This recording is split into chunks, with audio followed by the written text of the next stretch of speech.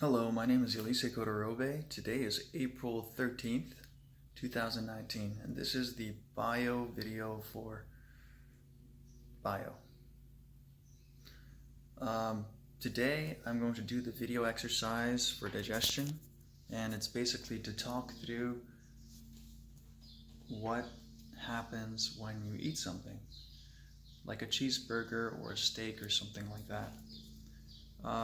So when we eat things, everything starts at the mouth, and what happens is there's generally two different kinds of digestion.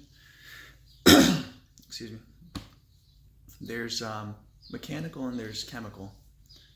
The mouth is mostly mechanical, but there's also some chemical processes going on because your salivary glands produce certain enzymes, and you start breaking things down in your mouth. Afterwards, once you've chewed your food, it moves down into your throat, I believe it's pharynx and esophagus, and it moves down your esophagus into your stomach. Now, all movement inside your GI, your gastrointestinal tract, happens via a circular peristaltic, something called peristalsis, which is a circular muscular contraction that keeps things moving from point A to point B.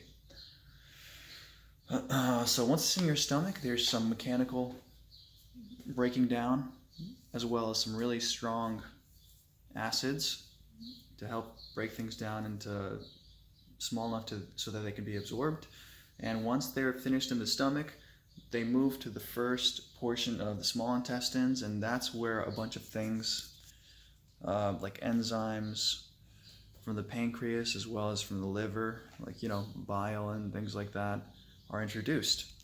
So we should be mouth, esophagus, the stomach under the right side here, and then the beginning of the small intestines.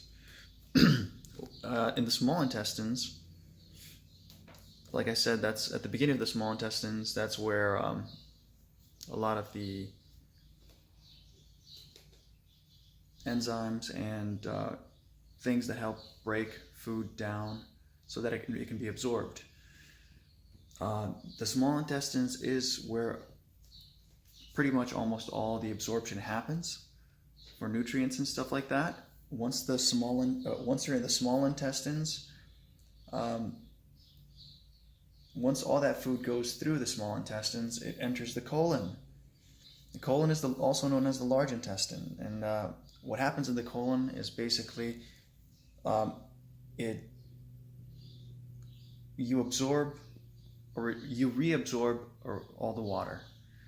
By the end, once it goes up, across, and down, by the end of the colon, you reach a region known as the rectum and eventually the anus. By that point, your food is no longer food, it is feces. And then you excrete it, and that's how it finishes. And that's essentially a quick overview of how food travels through your body and how your body breaks it down and absorbs the nutrients that you need to survive and stay alive. And this concludes my video. Thank you.